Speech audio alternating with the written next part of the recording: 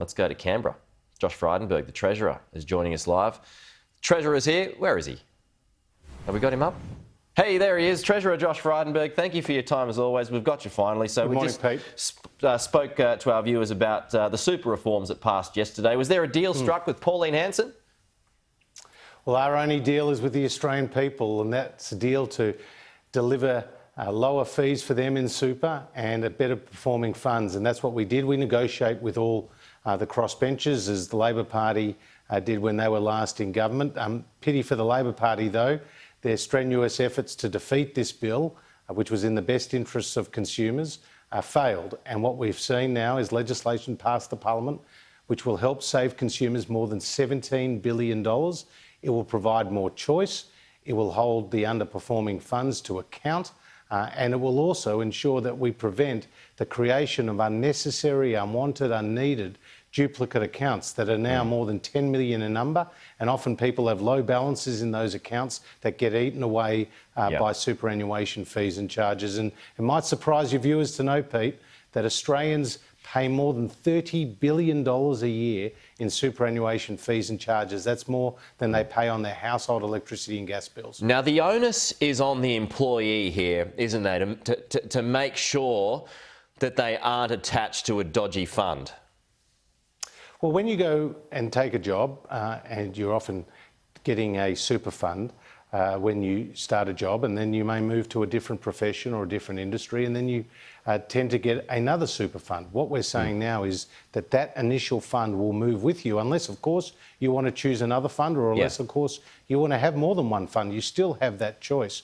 But this is all about giving people the opportunity to build their balances without having those balances eaten away by unnecessary fees and charges. So a point being that if someone starts stacking shelves at Woolworths and they'll start collecting super there, if they go on to become, say, a police officer, the life insurance attached to that super fund is going to be very, very different. So what I mean is the onus is on that employee to make sure that their super fund catches up to the work that they're doing. Well, they have that option. They have that choice. No one is taking that away from an employee to work out which is the super fund that works best for them. And the other thing that we're doing in these reforms, Pete, is that we're actually putting online the performance of the funds, both in terms of fees and returns. So people actually get to see how well their fund is doing. And where a fund underperforms a benchmark, then that fund has to notify its members about its underperformance. And if it keeps doing that, then it can be stopped from taking on new members. So we're effectively holding them to account. And we're also specifying in the legislation that the funds have to meet a best financial interest test for the investments that they make. And that's really important too. I mean, people work so hard to put away money for their retirement. It's only fair that that money works for them and that the funds act in their best interest. Sure. Why not weed out the bad funds, though, before the stapling commences? Well, bad funds will be weeded out. But it takes 2 years, right? There's got to be 2 negative annual reviews. Well, we actually do an average over an 8-year period, and if they perform under the benchmark, then they have to notify them. And then if they perform again under the benchmark, then they can be prevented from taking on new funds. But people will know when they join a fund whether that fund is underperforming, because they'll receive that letter from the fund. And that's one of the really important changes in these reforms. Let's not forget that we were opposed every step of the way by the Labor Party, by the Greens, by the unions, and indeed by the industry funds, even though these funds are going to deliver better outcomes for consumers. Extraordinary unemployment numbers yesterday, Treasurer. As the man pulling the strings, how does this change your thinking and your expectations? Well, these unemployment numbers were far better than either what Treasury or the Reserve Bank or indeed the market was expecting. Unemployment fell from 5.5 to 5.1%. 115,000 new jobs were created. 85% of those jobs were full-time, and 60% of those jobs went to women. And I remember you and I discussing, Pete, the claims of our political opponents that the sky would fall in and that the world would end as we knew it with the end of JobKeeper. Well, that didn't happen. In fact, 84,000 new jobs have been created since the end of JobKeeper.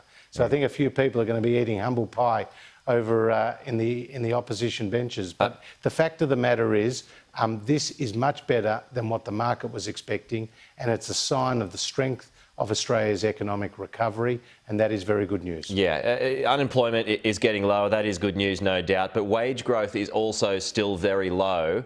So when can people expect pay rises? When would you like to see that happen?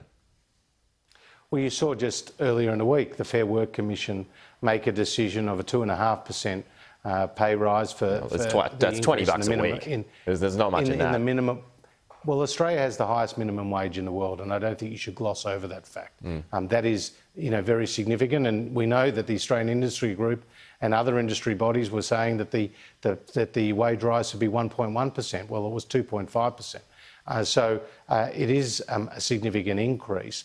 At the same time, as we get more competition for labour and we get a tighter labour market, then that's when we will start to see increased in wages. But the key focus for the government has been to deliver jobs growth, because when you get more people into work, that's when you start to get upward pressure on wages. And the fact that nearly 1 million new jobs have been created since last May is a sign that our economic plan is working. The lower taxes, the more skills programs, the infrastructure projects that we're rolling out, the business investment incentives. And this is not the only piece of economic data, Pete, that has been very positive. We recently had the national account numbers, which were again beating market expectations with a private sector-led recovery. We had Standard & Poor's reaffirm Australia's AAA credit rating, and now we've got the jobs figures, so it is very positive. Okay, just to wrap, Treasurer, you must be concerned about vaccine hesitancy at the moment. We've got the change now from AstraZeneca. More and more people are going to have to be taking Pfizer. How concerned are you about vaccine hesitancy? And there's even reports in the papers this morning suggesting that people who have had one AstraZeneca shot have now cancelled their appointments to have that second shot. Well, vaccine hesitancy is a real issue, and we encourage people who are eligible to get the vaccine, whether it's the Pfizer vaccine if you're under 60 or whether it's the AstraZeneca vaccine if you're over 60, to take that opportunity, because the more people that get vaccinated, the better for our country. We have again followed the medical advice to us, as we've done right throughout this pandemic, and that has served us very well. I note that the advice from ATAGI is cautious and it's conservative when you look at what's happened in some other countries. For example, in the United Kingdom, the AstraZeneca vaccine is available to those aged 40 and over. And in Korea, it's aged over 30 and over. In Germany, it's available to those aged 18 and over.